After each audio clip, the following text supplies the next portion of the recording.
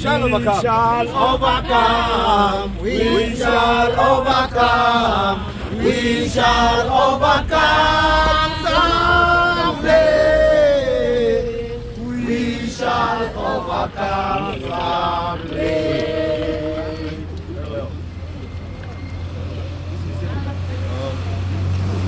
Oh, they're over there. So we are saying we shall overcome. We shall overcome. We shall overcome.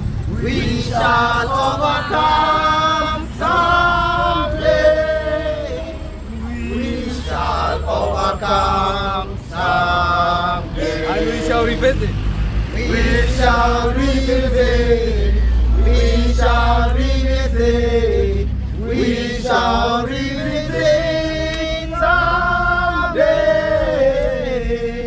We shall revisit someday. Ruto shall go. Ruto shall go. Ruto shall go someday. Ruto shall go someday. Thank you. Thank you. Tuko set? Yeah, Ruto shall go someday. He will. Ruto shall go someday. Yes.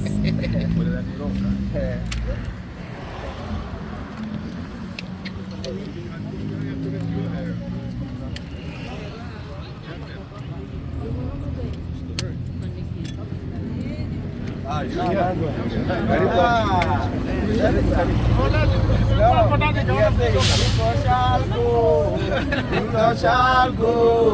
Ruto shall go someday.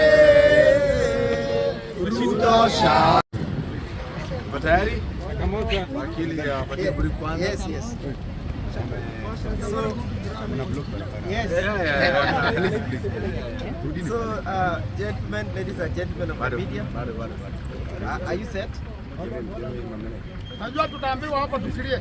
So, Ruto shall go. Ruto shall go. Ruto shall go someday. Ruto shall go someday. Wacha tusonge tu pale. Tusonge pale. Tusonge tu pale. Tusonge pale. Tusonge tu. We shall overcome. We shall overcome. We shall overcome someday. We shall overcome someday. Jambo. Tumekaribia sana, turudi nyuma kidogo. Ama tuko sawa? Nyuma kidogo nimeona hivi. Ama hapa.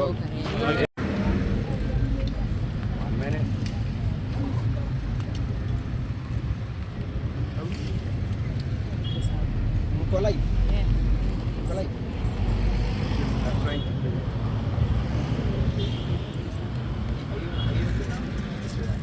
Good. Thank you very much, ladies and gentlemen from the further state. We do not take your presence here for granted. It shows the commitment you have towards liberating this country. And so here together with me are fellow freedom fighters who are fighting to liberate this country. We are here because Honorable Quori, the member of parliament for Juja, has been arrested.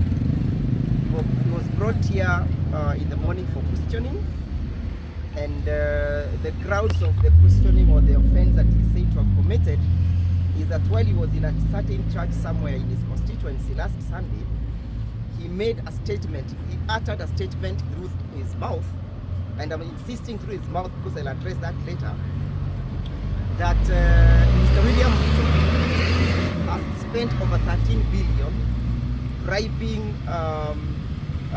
other presidents to vote for his favorite, Mr. Raila Odinga.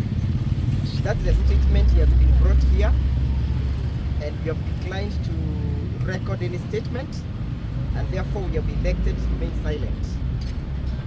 Most importantly is that he is being charged with offenses under the Cyber Crimes Act. He said that his utterances, the verbal utterances, amount to the violation of section 22, which deals with the data violation. So Mr. Koimburi perhaps is a computer or a phone gadget that is capable of making those violations. They have taken him to Kamukunji right now. They have refused to give him bail, but we are also engaging other facilities to ensure that we secure his freedom. With me is Mr. Jomo, an advocate, and our senior Mr. Maanzo, then Mheshimiwa Karongo will address you. Very briefly, members of the public, what you note about this process is that Mr. Koimburi is accused of saying something, demanding accountability for use of public resources. Even if that was to be true, then a member of parliament represents the people. The issue of speaking as regarding accountability is asking how money has been spent. And if you look at the role of a member of parliament, members of parliament, National Assembly require that they do oversight. Oversighting government institution, oversighting the president even, is not a crime. So the charges are frivolous. There's no evidence to that effect, and there's nothing wrong has been done by even us asking. Everyone is asking how much was spent in the campaign for the chairmanship for AUC, so that whatever they are being charged with is an abuse of office and it is illegal. So that this is a clear case of intimidation, so that people don't ask about the truth, which is the wrong thing. I think our senior counsel, Amando, can address the issue. Yes, I want to say that what he has been charged with is for us. They should hurry up and take him to the Milimani Commercial Court so that we can go and oppose the charge. But I want to say that one of the biggest tasks Honorable Quori has is to impeach President Ruto. That particular allegation is sufficient ground to bring upon him an impeachment motion on the floor of the House, because that's the work of members of Parliament.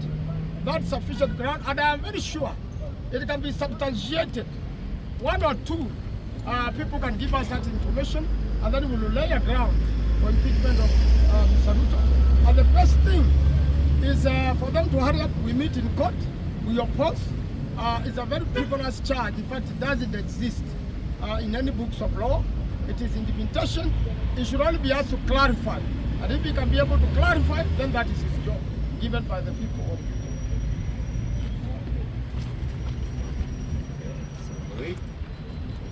Thank you very much. As you have been told, the reason why we came here is to stand in solidarity with one Getungati, George Koimburi, because what we have witnessed today is the same tactics used by President Ruto to intimidate, to silence, and try to keep those who criticize him, keep them quiet so that they don't say anything. But I think looking at the things, I think Raila's defeat at the AUC imeuma watu sana, au kwa serikali imewauma, and that's why they are now taking every single opportunity that they have to try to harass a member of parliament. A member of parliament is given an opportunity by the constitution to oversight, to represent, and of course to come up with laws. So when Koimburi questions, a question that I'm going to ask on the floor of the House today, how much money was used to campaign for one defeated Raila Odinga? How much was used? That is a question any member of parliament would use. But we are telling the president, you say you are disappointed because Raila lost. We are disappointed you have taken our health NHIF. We are disappointed you are building houses and you are buying them. We are disappointed because all the money that was supposed to come to Kiambu to build Mau roads, you have diverted them. So I'm saying those who are arresting Koimburi, they should also come. I'm just here this guy, and I'm repeating the same what Koimburi said. So they should not weaponize DCI. They should not weaponize police to come and try to silence members of parliament. And I'm telling Koimburi, weka gangari. Wakupeleke wapi? Wakupeleke police. We are told he has been taken to Kamukunji police station to detain him. They arrested him in the morning. They should have just taken him to court. You know, why detain somebody? And the charges, as we are told by Wakili here, they are saying that he broke the law on cybercrime on something he verbally said. I mean, that is the absurdity of all. We cannot understand, you know. So we're telling President, I know you lost AUC chairmanship, accept and move on. I know you are disappointed, accept and move on. We are determined. For us, we are disappointed and we are determined. We are department, we are determined. So prepare because we cannot keep quiet, we cannot stay mum. Thank you. We shall.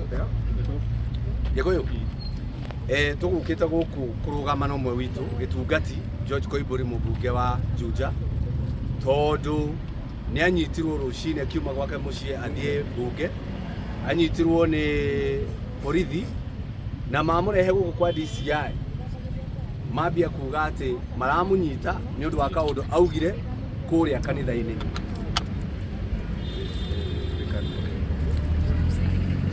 I take over. I said, okay. Okay. Tugukite guku ni undu wa kurugama na gitungati mubunge wa Juja niwe George Koimburi uria unyitirwo rucine ni borithi cia DCI makimurehe guku kwa DCI na matikumwirite niki maramunyitira no muico ni mauga ati ni unite watho wa computer ni undu wa ciugo augire na kanua gake muthenya wa Sunday ciugo cia kuria president atuike accountable na gutariria uria ahuthirie mbeca cia muingi gwikira Raila Odinga campaign kuria agetha giti kia chairman wa ANC na ni makimunyita ni mamutwara borithi ya kamukunji kuria maraigania kurara nigetha mamutware igoti-ini muthenya wa rucio no macio mothe tutigane namo uhoro uria wi wa mane ati President Ruto ni warageria gukiria abunge na muno a Mount Kenya kugeria kumakiria nigetha matikamurie ciuria gwiciria Raila kugwa ni kurarakaririe Ruto muno no amenye we arakarite uguo araigua arakarite ithu turakarite maita 40 turakarite maundu maingi tondu we ndahuthira mbeca cia health wega cio gima wa mwiri cina SHA nyumba araka nowe uragura migunda itu no guthie rathie mbeca cia muingi ndara account uria kwagirire na nikio turoria ciuria icio koguo turenda kwira president angĩkorwo nĩ arakarire mũno nĩ Raila kũgwa tiga gũtũherithia ithuĩ nĩ wĩra witũ tũraruta wa kũrũgamĩrĩra mũingĩ na gũkũria ciũria tondũ mũmbunge wĩra wake ũrĩa mũnene nĩ kũria ciũria nĩyo oversight na gũtigĩrĩra president kana thirikari nĩ yaruta wĩra ũrĩa kwagĩrĩire koguo ithuĩ we will not be cowed no tũgũthiĩ na mbere na kũria Ruto ciũria ũtũnyite ithuothe ũgĩre arĩa angĩ ũkũgĩra ithuĩ tũkũrũgama na mũingĩ wa Kenya nigetha tũtigĩrĩre nĩ aruta wĩra ũrĩa kwagĩrĩire. Yes. You said that you did record it. Yes. We basically looked at the law, section 22 of the Cyber Crimes Act, looked at the allegations of what our client was being accused of, and realized that whatever we were being accused of does not disclose an offense. Therefore, there was nothing to write home about. Number two, it is his constitutional right to remain silent as and when he so wishes. So we have just chosen to exercise our rights and also exercise what the law says, that nobody shall be charged on an offense if the offense was not known in law, as at that time we call it Nurem Crimen Sine Lege. So there was nothing to write home about. It was just a nonsensical, faceless, frivolous, and tedious summons that we have discarded. But nevertheless, because they have the apparatus of power, they have decided to hold him at Kamukunji police station. They could not explain why they cannot detain him here at Odaiga police station or any other decent police station. So what is happening is that Kamukunji police station has been allowed to remain in that deplorable state so that they can use it as a torture chamber to any person who is undesirable according to Ruto's views and analysis. It's upon the members of parliament, therefore, to ask a question: why one must be detained specifically at Kamukunji? Because Kamukunji is a torture chamber, is deplorable, is in a bad state, and anybody who needs to be punished by Mr. William Ruto is always the place preferred for such kind of executions. What is next is that we have gone to the High Court to ask the High Court to grant bail to our client and we are hopeful that the application will be able to meet, to be evaluated by the judge in a matter of time, so that we can secure bail for him. These guys have no intentions of releasing our clients on police bail or police bond, and therefore we have engaged other constitutional mechanisms to secure his freedom. Thank you. Yes, thank you. So you shall overcome.